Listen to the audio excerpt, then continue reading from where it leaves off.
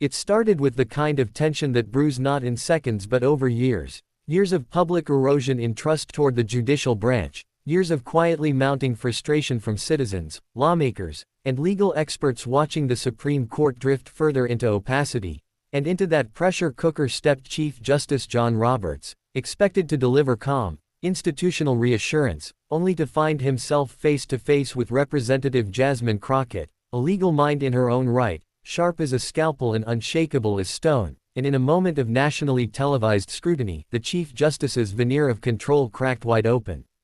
The House oversight hearing had been billed as a routine update on judicial ethics but turned into something else entirely when Crockett began her questioning, not with rage, not with theatrics, but with quiet, composed persistence, referencing specific cases, documented instances of undisclosed gifts to justices, the lack of an enforceable code of conduct for the court, and most damningly, the growing sense among the American people that justice was no longer blind but blinking at power.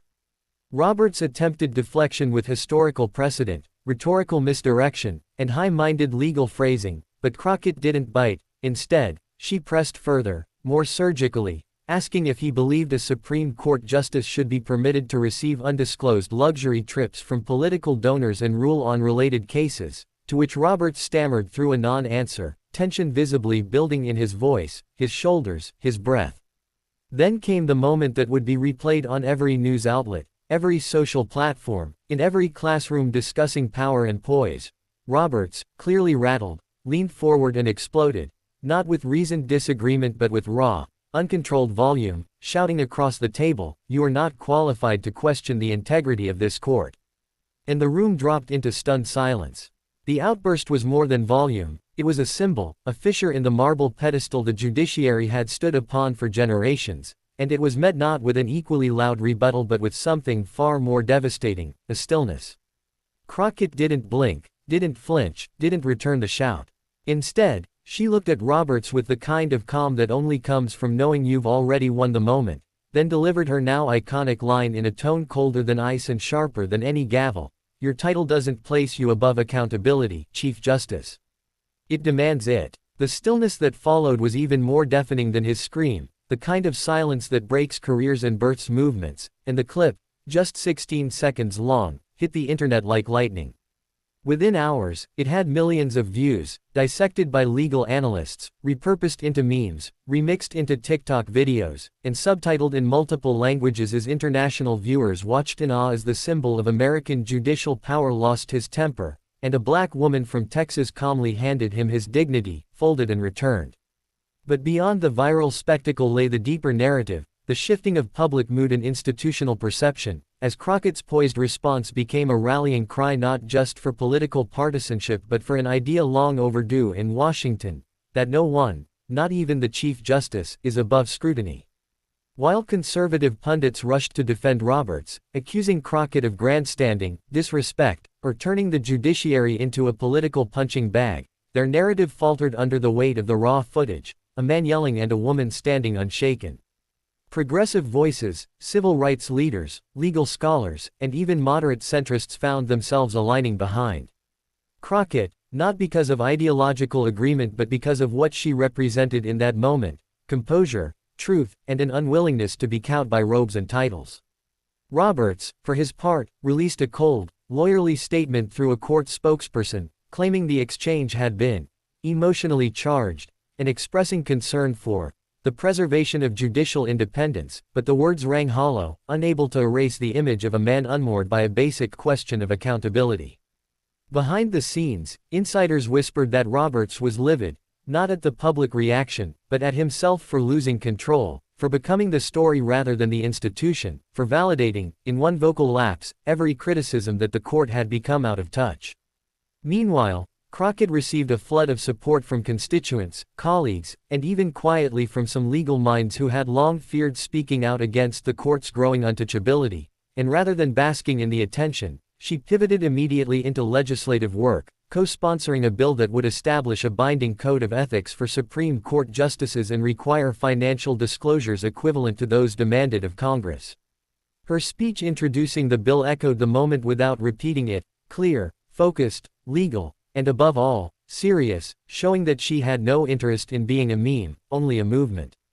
Yet memes emerged anyway, and so did think pieces, documentaries in progress, art installations, spoken word pieces, and music tracks sampling the now historic exchange, turning it into a cultural flashpoint that no amount of institutional insulation could dismiss. In classrooms, debate leagues began framing entire arguments around the moment. In churches and barbershops and college dorms, people talked about the balance of power, the voice of the people, and the audacity of decorum cracking under the weight of truth. Even international newspapers covered the exchange as symbolic of American institutional crisis. Britain's Guardian called it a controlled burn of judicial arrogance, while France's Le Monde said Crockett embodied the composed fury of a generation demanding integrity. Within months, as ethics reform bills gained traction and Senate hearings loomed, Roberts found himself facing not just reputational harm but potential legislative consequences, all catalyzed by a moment he could neither undo nor outtalk. Some of his defenders tried spinning the narrative into a redemption arc, suggesting that perhaps his outburst might be a wake-up call for institutional humility, but Crockett rejected the framing when asked in a rare Sunday news interview, replying simply, "If it takes a scream to start a reform, then the silence was already broken."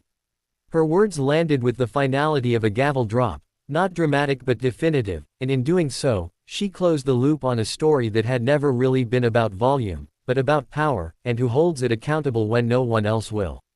And thus the chapter did not end, it evolved, the moment becoming not a scandal but a symbol, not a rupture but a reckoning, as an entire nation watched a man scream and a woman answer without raising her voice, and in that difference found not just contrast but clarity.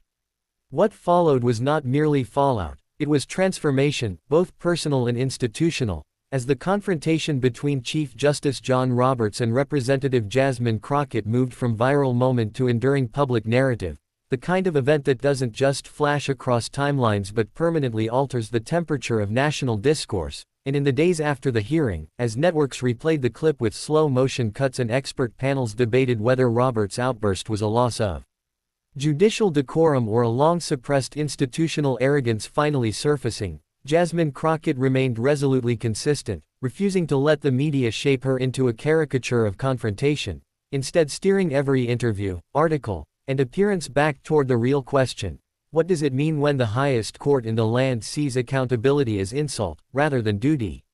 While pundits debated tone, she refocused on substance, pointing out that a court whose members could accept luxury gifts and rule on cases involving the benefactors without consequence was not just flawed but structurally impervious to oversight, and though critics tried to paint her as aggressive or disrespectful, the footage continued to refute them with its own quiet power. A scream from one of the nation's most powerful legal figures, met not with rage, but with reason.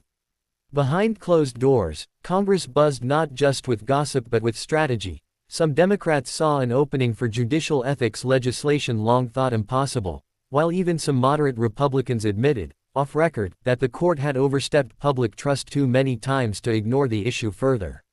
For Roberts, the internal pressure was more private, more haunting. A man who had built a reputation on balance, reason, and institutional preservation now found himself the reluctant emblem of imbalance and emotional breach. And while he resumed public duties with careful professionalism, staff inside the court noted the change: shorter conversations, terser memos, an air of fragility beneath the marble. Meanwhile, Crockett's office became an epicenter for reformers, legal advocates, young attorneys, and student activists drawn to her precision and restraint. She had not mocked the Chief Justice, had not capitalized on the scream with theatrics, but had simply stated a truth that millions resonated with, and in that restraint, she gained something rarer than applause: credibility. Grassroots organizations began organizing panels called the Crockett Doctrine, where they used the exchange as a case study in holding institutions accountable through integrity, not insult. Protesters gathered outside the Supreme Court building with signs quoting her now iconic phrase: "Your title doesn't place you above accountability, it demands it," while schools and universities began assigning the moment as required analysis in political science, journalism, and law classes. In one of the more surreal signs of cultural penetration, a fashion label released a limited hoodie line featuring a stylized illustration of the moment with the word "accountable" stitched across the back, a trend that soon found its way into congressional hallways, editorial photoshoots, and late-night television monologues.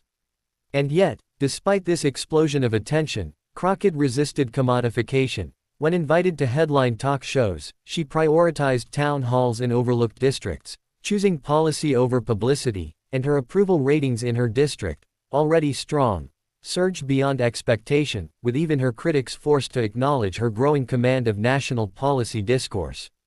Meanwhile, inside the court, other justices began whispering among themselves, not openly criticizing Roberts, but expressing concern that his loss of temper had cracked open a vulnerability that would not easily be repaired.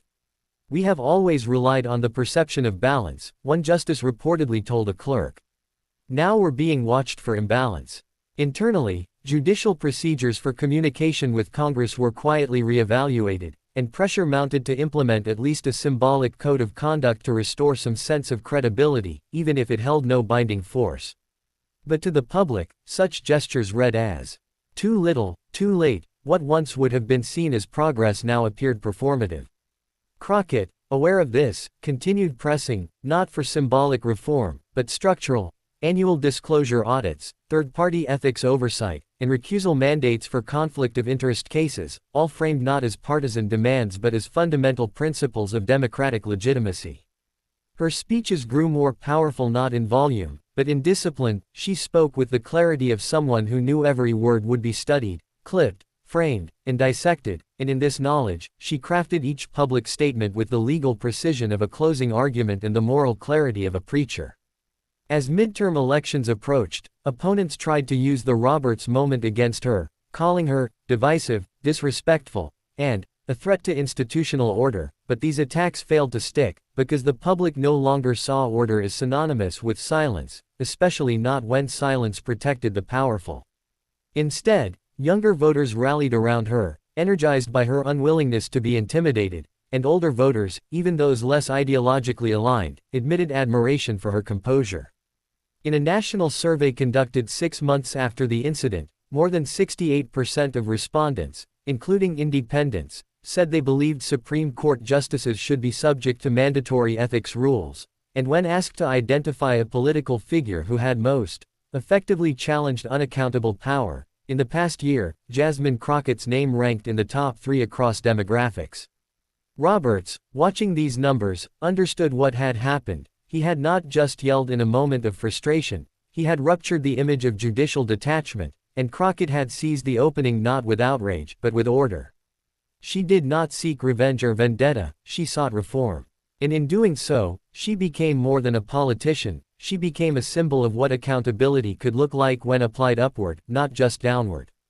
Political commentators began calling this moment the Roberts Reckoning, while others described it as the birth of the post-deference era, a time when the public and its representatives no longer automatically bowed to robes and titles, but asked, calmly, insistently, for receipts.